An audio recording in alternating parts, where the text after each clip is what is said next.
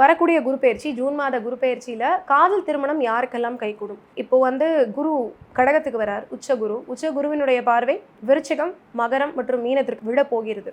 So 7ஆம் இடத்தில் சனி கன்னிக்கு. So முதல்ல காதல் இருந்தால் திருமணம் வீட்டில் எல்லாரோட சம்மதத்தோடு நடக்கக்கூடிய ராசி கன்னியாக இருக்கும். புது காதல் அமையக்கூடிய அமைப்பும் கன்னியாக இருக்கும். அதே போல் மகரத்திற்கு காதல் திருமணம் கைகூடும்.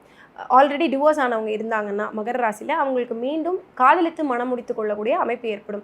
விருச்சிக ராசிக்கு ஒரு காதல் தோல்வியும் பின்னாடியே இன்னொரு காதலும் ஏற்பட்டு அவர்களும் காதல் திருமணம் செய்யக்கூடிய அமைப்பு அப்படிங்கிறது இந்த காலகட்டத்தில் ஏற்படும். சிம்மத்திற்கும் கும்பத்திற்கும் காதல் ஏற்படும். ஆனால் அது திருமணத்தில் கைகூடுறது அப்படிங்கிறது தனிப்பட்ட ஜாதகத்தை பொறுத்ததாக இருக்கும். மோஸ்ட்லி அது ஃபெயிலியரில் முடிஞ்சிடும். ஸோ இந்த பீரியடில் சிம்ம ராசிக்காரங்களோ கும்பராசிக்காரங்களோ அவசரப்பட்டு திருமணத்துக்குள்ளே நுழையிறது அப்படிங்கிறத பண்ணக்கூடாது. அதை அவங்க கொஞ்சம் காமாக வெயிட் பண்ணி 2027 வரைக்கும் காதலை தள்ளி போட வேண்டும். அதாவது திருமணத்திற்கு போகிறதுக்கு முன்னாடி அவங்க தள்ளி போட வேண்டிய அவசியம் ஏற்படும். துலா ராசிக்காரர்களும் காதலித்தவர்களை திருமணம் முடிக்கக்கூடிய அமைப்பு அப்படிங்கிறது இந்த வருடம் ஏற்படும்.